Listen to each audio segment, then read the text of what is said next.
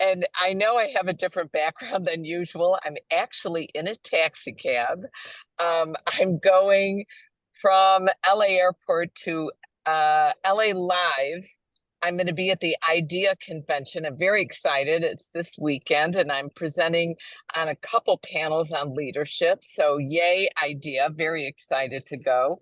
I've got these wonderful presenters with me: Patrick Mummy, Rustin Webb, Michael Hughes. I love these guys. I've peeked into their workshops. I've taken their programs. I love it.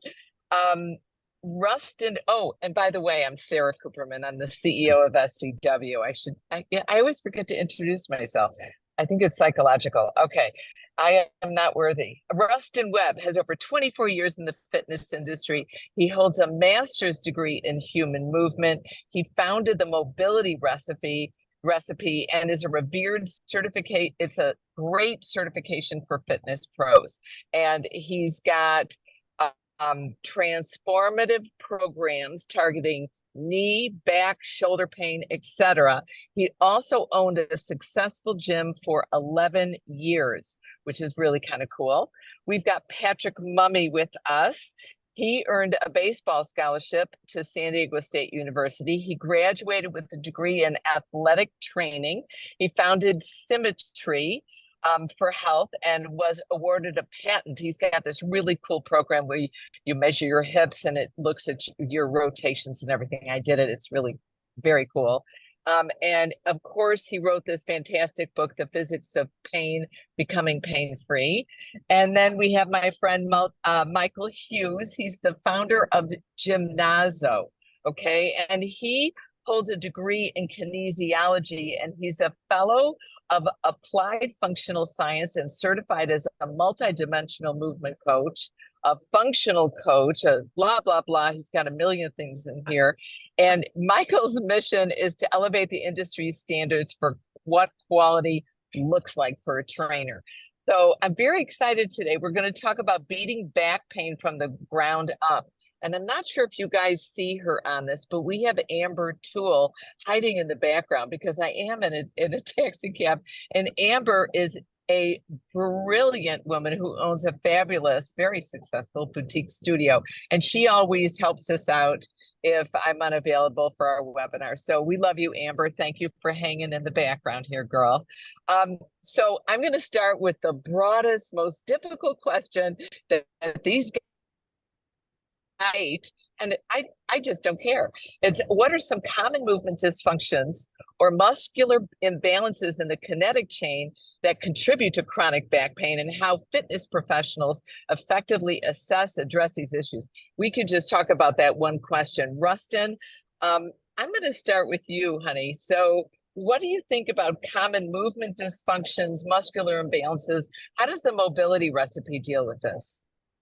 Yeah, so the mobility recipe, our philosophy and kind of how we approach it is a joint by joint approach. So we want to look at the joints and what's their primary role? How do they function the best? And we know that the hips are extremely mobile. We know that the lumbar spine is built for stability. And then we know the thoracic spine is built again for mobility. So it's this alternating pattern between mobility and stability. When we look at that and we see that breakdown where we get tight hips from sitting too much, we see the glutes start to turn off, we see the core start to shut off, and then we start to see the lower back wanting to arch and really tighten up or be overused. We start to see back pain form. So that's kind of the approach we take with mobility is looking at the joints first and then kind of flesh it out with the muscles and go from there. Okay, very cool. And Michael, what are your thoughts on this? Yeah, especially taking the title from the ground up, and we talk about these two awesome things called our feet that we walk on every single day. And if we don't have enough ankle motion, right? If a lot of us especially in aerobics or step class, where the cases we do a lot of stepping up and down, and if we can't get through that ankle bend well enough, especially from the ground up, very important. We don't have an ankle that can bend well enough. We think about what's the closest, easiest thing that a trainer can easily do in a session to help your client address that.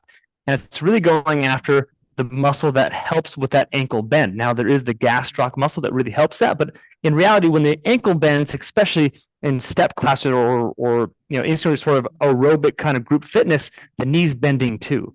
And so when that happens, there's a muscle deeper than that called the soleus muscle. And that soleus muscle really truly affects how the ankle can really bend. Now, there's other muscles too, but we have to start somewhere, especially as a trainer in the heat of the moment.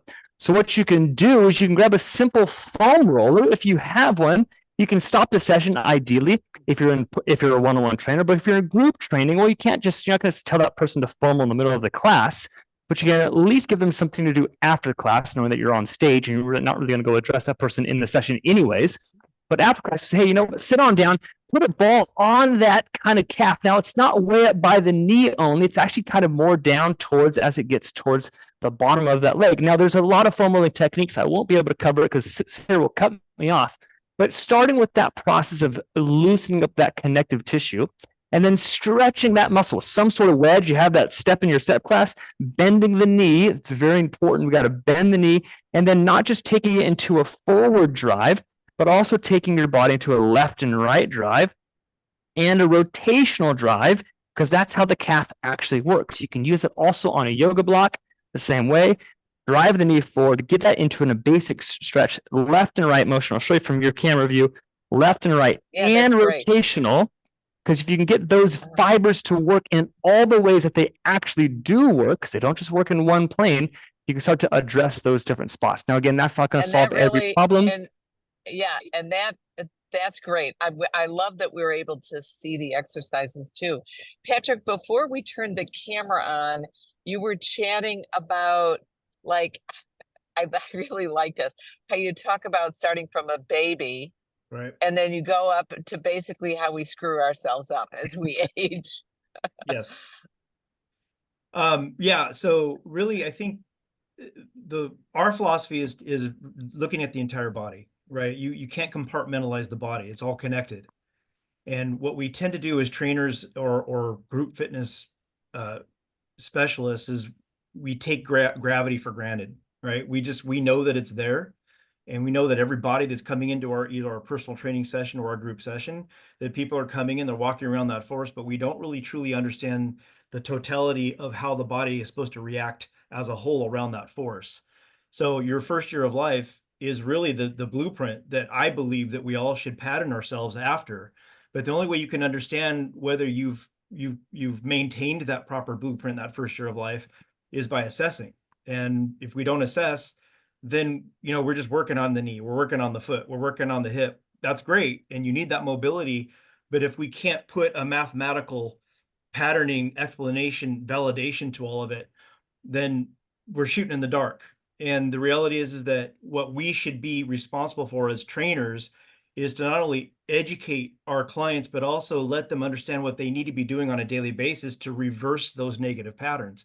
And that's really hard in our industry, because we're not really taught assessment correctly, and B, we're not designed and educated in our higher educational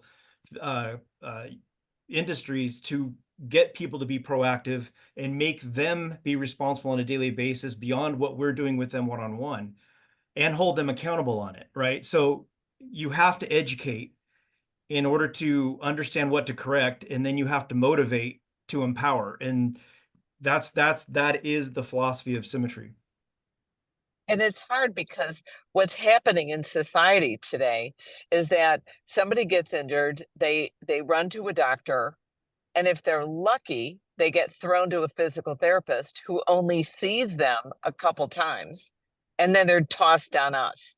And that's the difficulty, is we want to make serious changes, but if the individual who's coming to us is not committed to making those changes, we're not going to be effective. And it's very frustrating. Okay. How does understanding the biomechanics of the kinetic chain help inform and help us select exercise selection and program? Michael, again, I know you love these broad questions.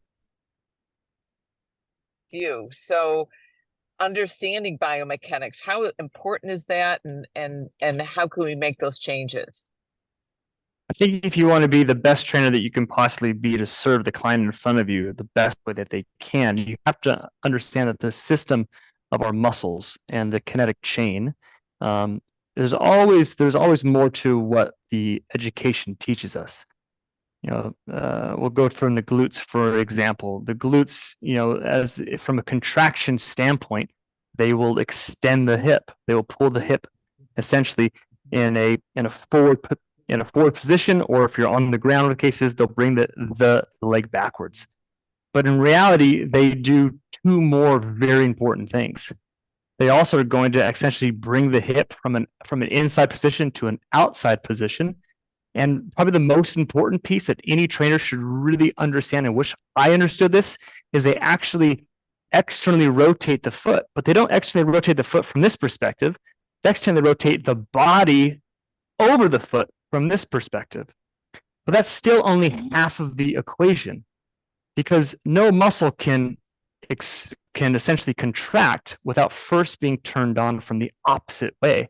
So if you're going to want to look how to actually strengthen muscle or to activate a muscle, we should also understand how it actually gets neuromuscularly turned on, which is the opposing direction. It's this lengthening of it, it's the mobility, it's the stretching of that cycle.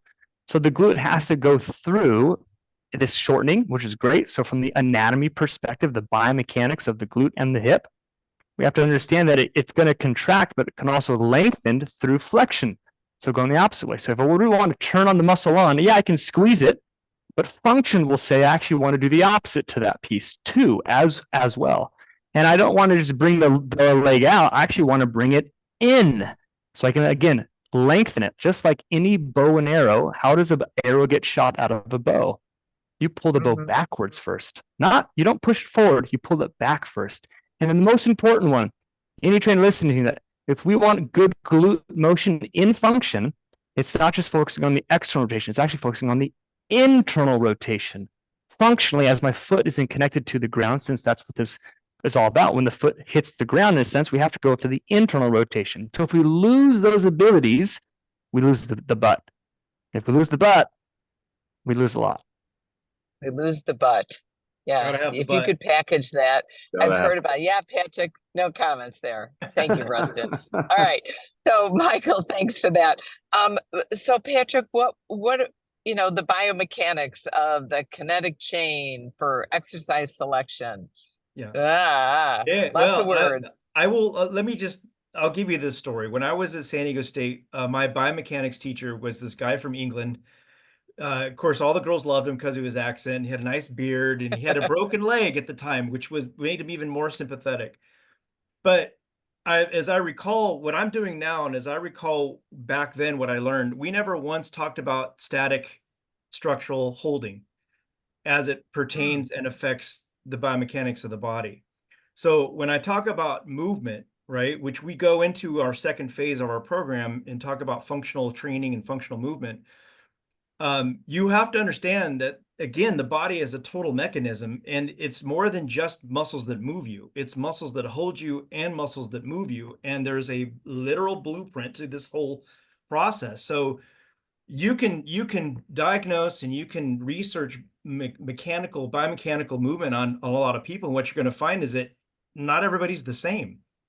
Everybody's different. And the reason that everybody's different is because their lives over time of repetitive stress and injuries and dominance and all these factors have taken them in different directions. And so the way one person moves is not the way somebody else moves. Now, theoretically, according to us, everybody should move relatively the same. But again, if we're not assessing both structural compensation and functional compensation, then it's really hard to understand how to sequence the right treatment for that person, the right training for that person. And that's why you have to have measurements. Measurements to me is everything. It's literally, if you do not have evidence to show people what you're doing and why you're doing, they will not understand what you're doing and what you're talking about. And they certainly won't go home and do what you're asking them to do, because you have no evidence to show them at the next session that what they've done or what you've even done to them has helped in some way. Because everybody's programmed about pain or strength or losing weight, these little simple metrics, right? But it doesn't allow people to qualify their life and change their habits on a daily basis, which is what we're all about. So yes, it is a complicated answer to your question. But if you don't have a way to measure people, then you really don't know how to put what you're putting together Is in there, a sustainable way. yeah, Patrick, do you have, I mean, you've got all these kind of cool devices that do all this, Yeah. but is there something online or a system online that, Rustin, maybe you have one that you recommend, Patrick or Michael, that the people listening, we had over 200 people register for the webinar, and we're going to end up with like 50 to 80 people showing up live, and then they're going to be another 50 or 80 watching the recording. So is there a system they can kind of Google to All do three of these us. assessments? All three of our websites, every Yeah. single thing that we're talking about integrates Okay. together. Yeah. It does. I mean, I focus on posture. These guys focus on mobility and functional movement, three-dimensional movement. It's beautiful. That's why the three of us need to actually marry and have our own one system. That's what people need. Yeah, I'm considering what that baby would really be like. It's a little scary. It is scary, but it's Yeah. it's Be necessary. handsome. So that much. Yeah, really. Okay, whatever. And Rustin, how does understanding the biomechanics, or what are your thoughts on that? Yeah.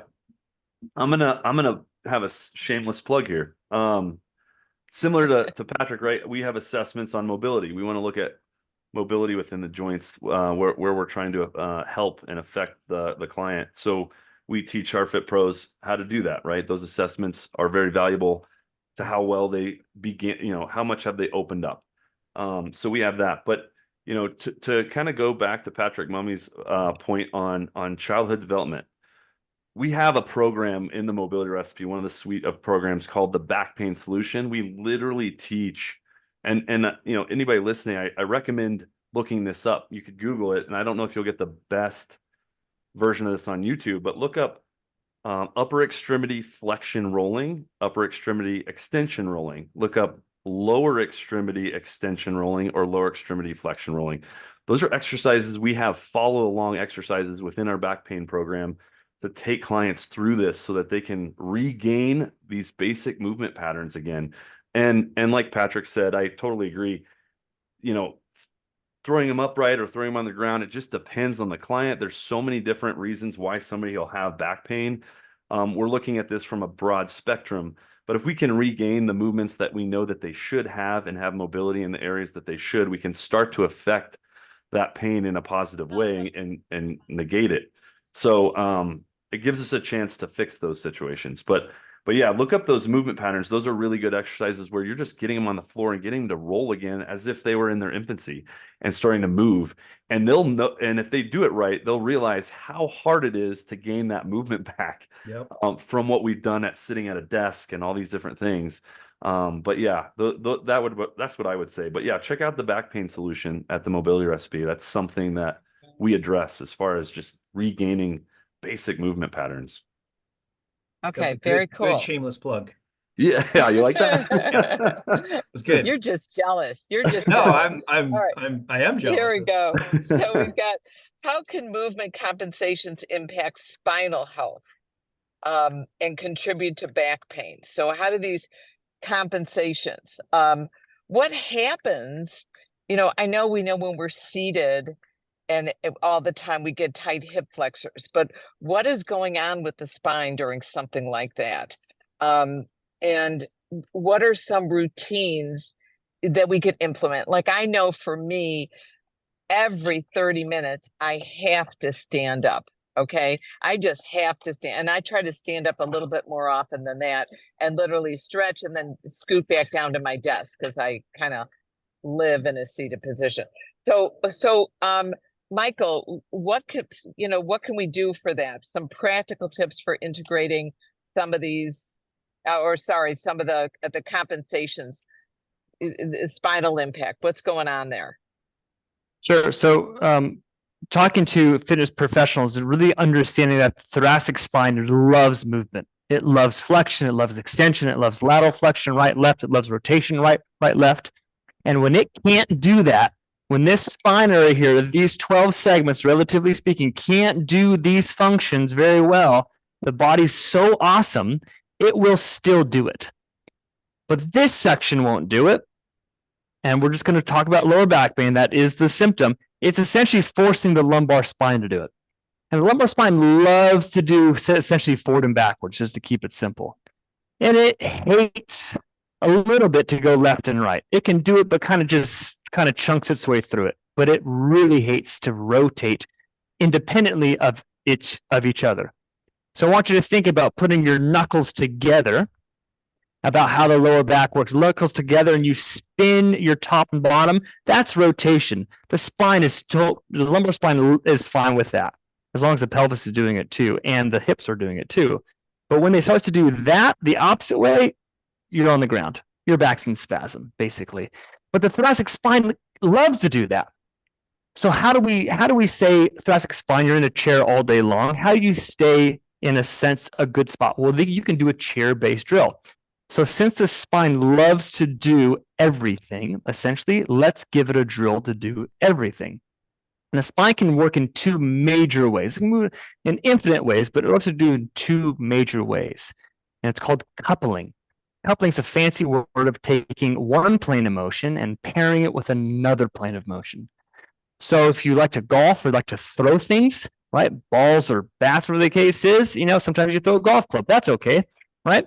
That's two motions combined. It's rotation one way, and it's lateral flexion the opposite way. So you can take your one hand, your left hand, you can do this with me if you're watching, take that left hand and reach it to the right, and take that right hand and reach it over top to the left. You have now taken your body through rotation and lateral flexion, and even we can use the word tripling and flexion as well. So you're kind of taking through this nice pattern. Hold on, one more, because you got it. You can't miss it. Then you got to then you have the other motion, which is rotation through one way and flexion to the same way, and that's more like gait and walking. If you can do those two things there and there in your desk, your spine's going to feel really great. Okay, give me a quick shameless plug, and I'm moving on. Just follow us, Gymnazo EDU on Instagram. That's nice. That's wonderful. Thank you on that. So compensation, spinal health. Rustin, did I hit you up with this already? No, you didn't. Okay. I'll let Patrick talk about the hips. I'll go with the neck. So, and I'll go along with what Michael's saying as far as sitting at a desk, right? We get into this forward head posture. We want to move into closer to the screen. We want to see more, right? So, what a lot of fit pros I think should understand is understanding the atlanto-occipital joint, the atlanto-axial joint, and where we need this, what we call upper cervical mobility in the neck. When we start to take that away from this forward head posture that we get, we start to trace that down into the back. We start to, get into that hunched over position. So you can say top down or bottom up or hips. All of it's going to happen, right? And so what I recommend is understanding the neck a little bit better, understanding all of our clients that have forward head posture. Again, we have a neck pain solution that deals with this, but we want to create mobility in the upper cervical spine. We want to create stability in the lower cervical spine. This is what's holding our head up, right? We've got 10 pounds we're holding up. And how do we create more stability in the neck? And then that traces down through the back, right? We can improve the mobility in the thoracic spine that way. And then obviously from the hips up is going to be another issue. So yeah, I think those compensations of they happen multiple directions, right? And we have to address that as fit pros and at least acknowledge that it's something we need to fix. And I like the way you started with the forward head, because that's such a common issue, especially with our older adults. And I think it's getting, I don't know about, it's going to get worse. It's getting worse. It's getting worse because of all the cell phones. Yeah. And it's interesting because we talk about back pain, but 8 out of 10 people on average have neck pain. And whether that's tracing up or not, that's to be said. But addressing that's important for the back, right? They all need to work together. This is, if you want to talk anatomy trains, everything's connected, not just through the skeletal system, but those fascial tissues, and they definitely affect the back top down. Yeah. And Patrick, talk to me about hips. Thanks, Rustin. Hey, no problem. We're gonna get along really well. All right, here's the deal. Let's go back to what Michael said about the bow, right? Right. For every action, there's an equal and opposite reaction. It's all Newton's laws. You got first law, second law, third law. His third law is equal and opposite reaction.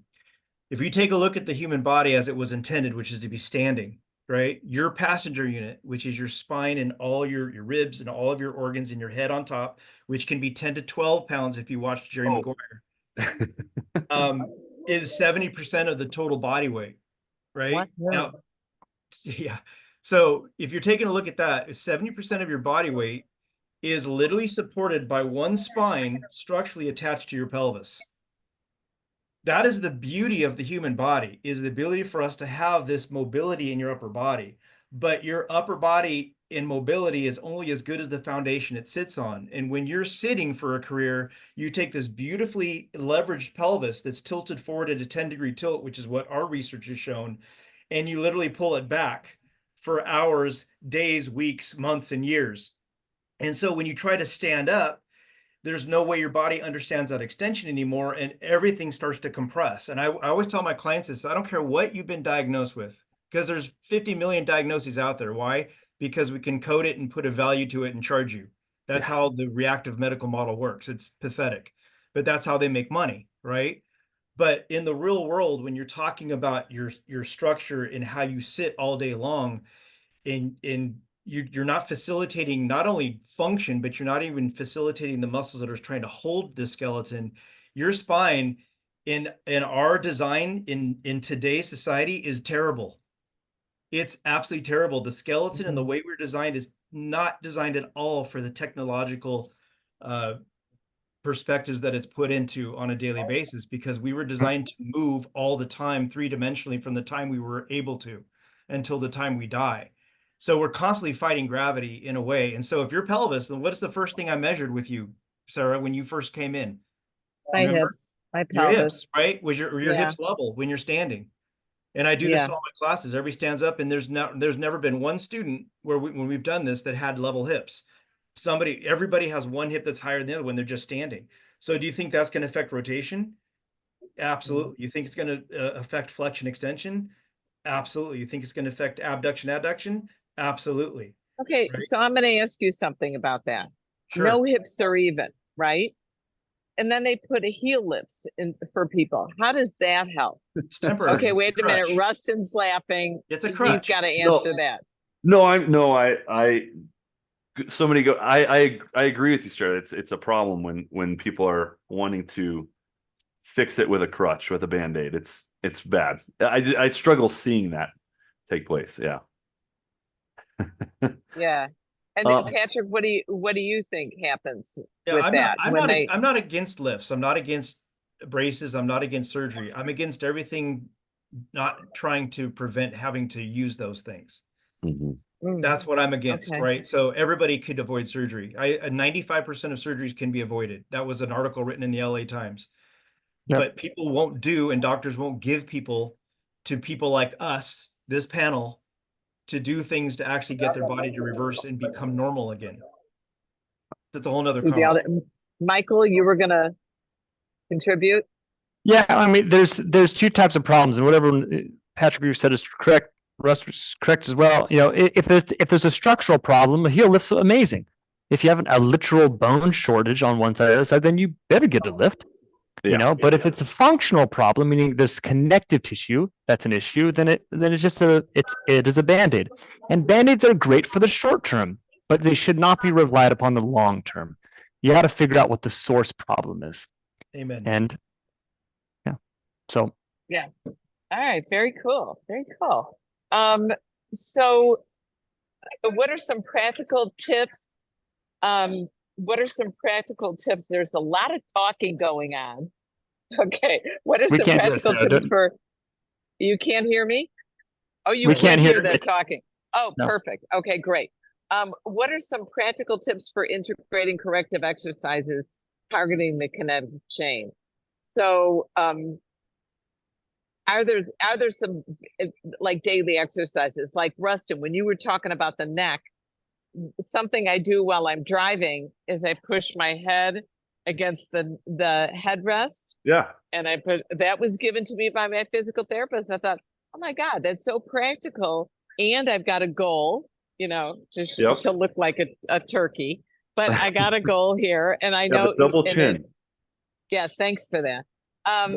So are there specific movement patterns or exercises that should be avoided or modified or frankly used that'll help our clients, to deal with this back pain? I see Michael standing up. He's excited about something.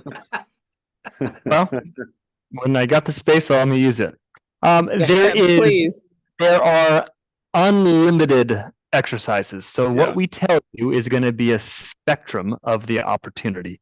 So just to fair that, at least that's how I feel about it. So No, you're right. You're right.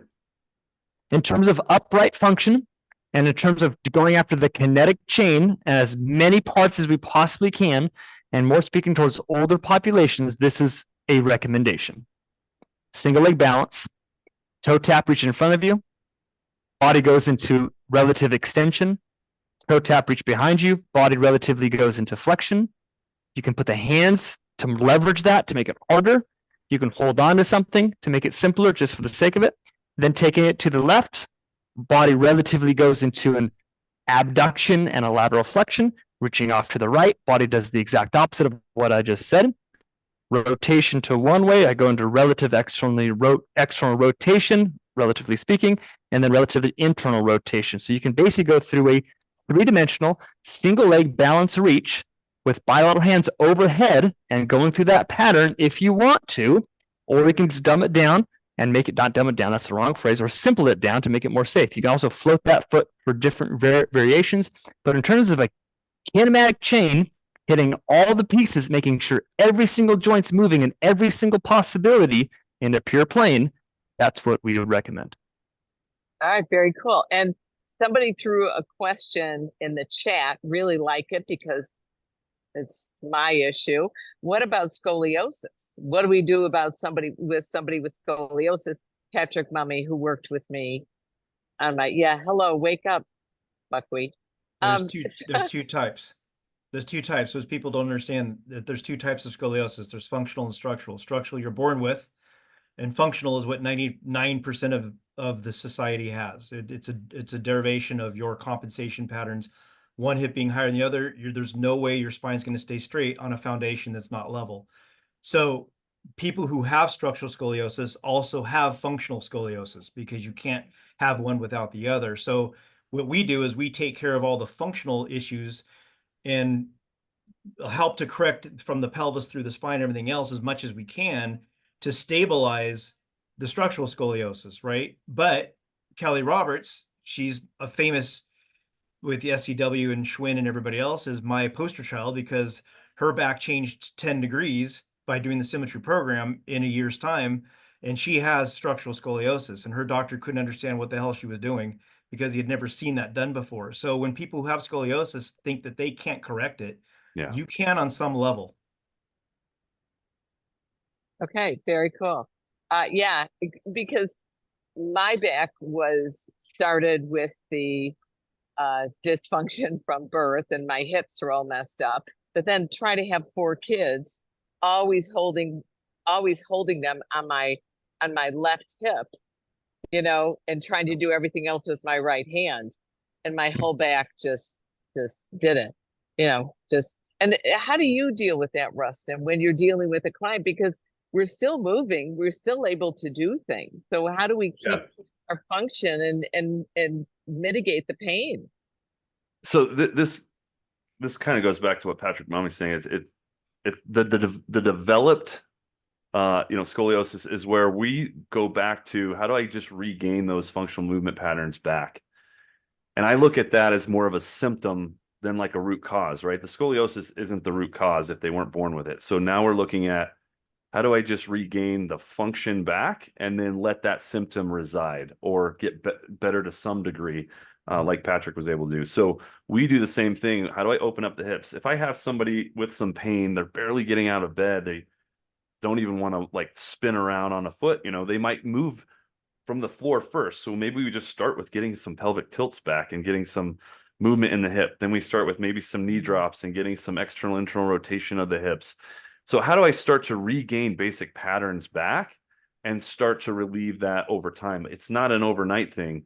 And you have to understand too, we've got to maintain our scope of practice. So there's only, we're not going to be dropping functional dry needles or running in there with, orthopedic, medical equipment. But what can we do? We can regain those movement patterns back, gain mobility back in the spine and the hips, gain some core strength, get the glutes back on. Those are your goals, right? As a fit pro, is how functional can I get them to move, and then see that dissipate as far as like scoliosis or pain is concerned. Yeah. Oh, that's awesome stuff.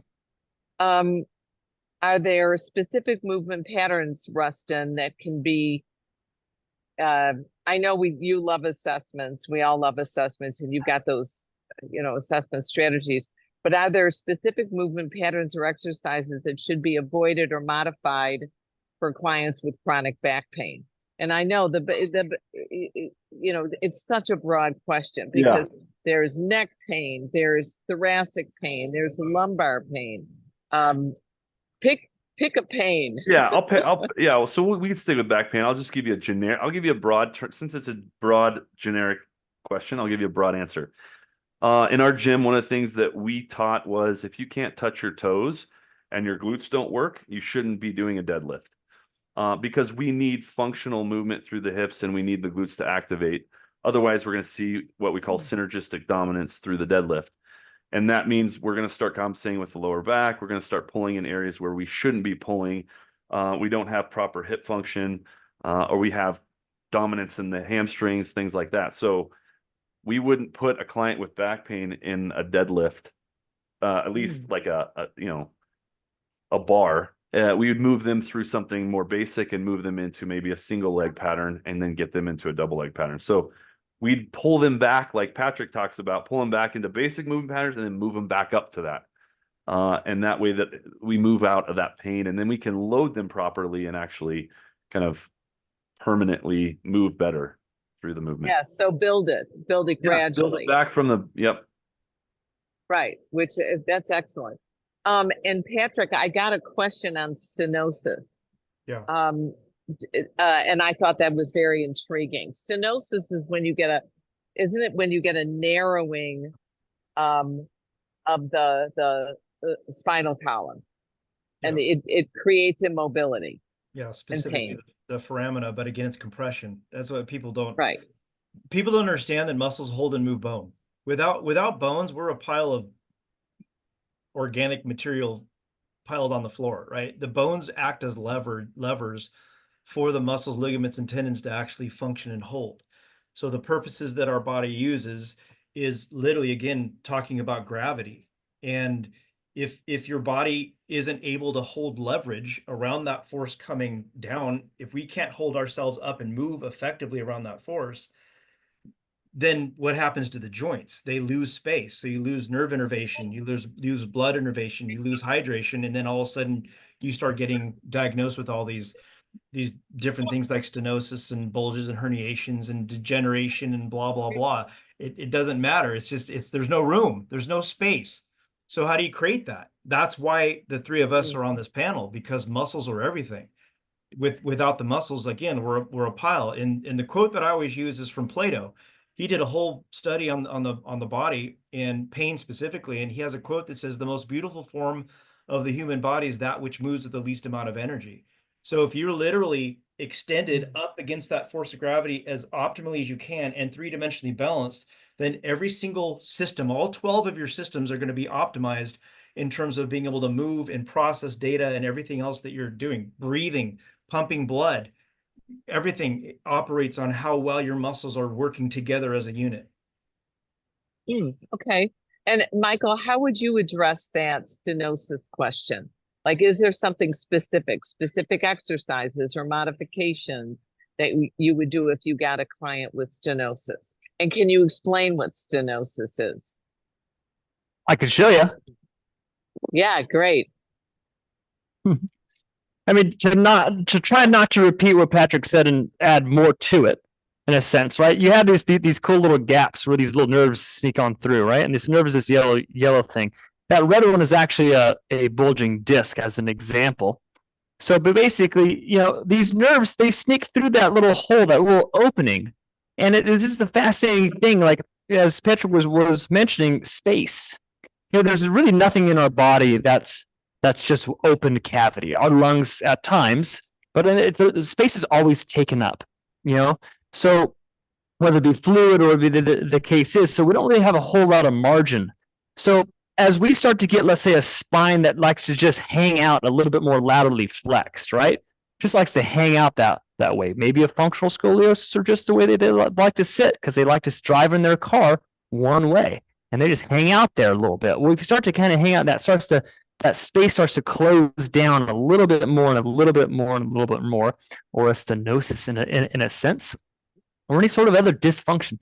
Once that nerve starts to get pissed off, it's just like sandpaper rubbing against your skin. When somebody has a pinched nerve, it's more than likely not a pinch. It's more like a sandpaper rub. That nerve basically says, I don't like what you're doing to me.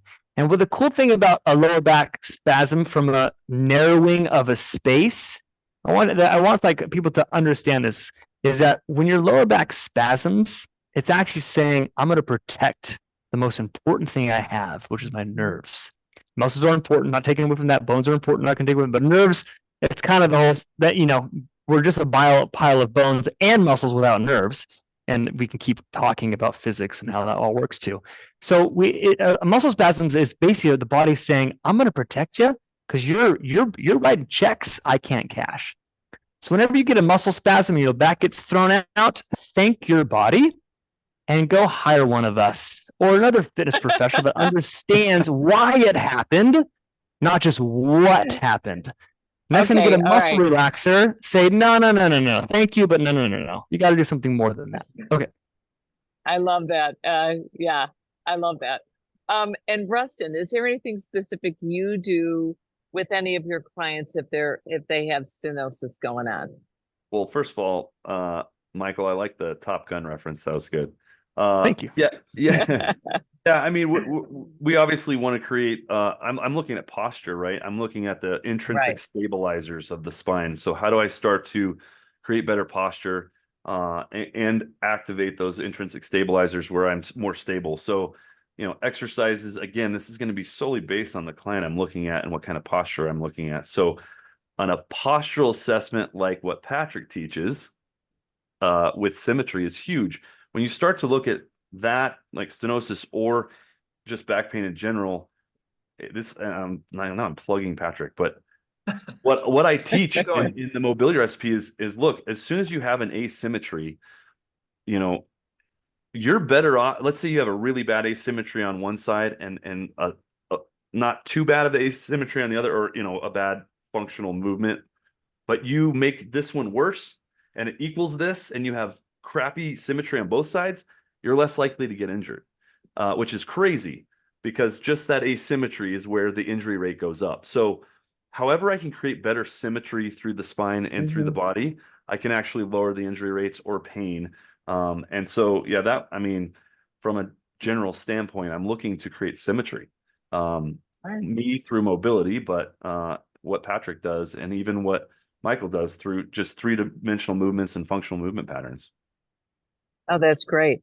I have to say, you three guys, very, very cool. And they're all presenting at Mania. We have a great online program. If you can't give up your summer vacation and you can't get to Atlanta or Dallas this summer, we record 160 sessions, which is kind of crazy, which usually you get to go to like 5 sessions on Friday, 6 on Saturday, 4 on Sunday. You're getting about 16 sessions at the conference. We got all these recordings and you get to watch them for a couple months. So there, I've done my plug. I don't know if Carter, if you want to show the video from the Active Aging Summit that we're doing at the end of July. This is a completely online program that we're offering. It's July 27th. We'll be sure to put that. Now we're going to put this on a recording. We're also going to have this on a podcast. And for the recording, we'll make sure to send everybody it. And we'll put links to symmetry, mobility recipe, and gymnazo. So you'll be able to check it, just check it out with Patrick, Rustin, and Michael. But more than anything, what I appreciate is that they come from different perspectives and we learn a lot. So gentlemen, thank you for meeting with us. And I'm kind of excited. I started IDEA today, tomorrow. So take care, everybody. Thank you so much for logging in, and we will see you next month and try to get your butt to a mania. All right. Thanks, everyone. Have a good night. Yeah, Patrick. See you, Rustin. Thanks, Sarah. Bye, guys.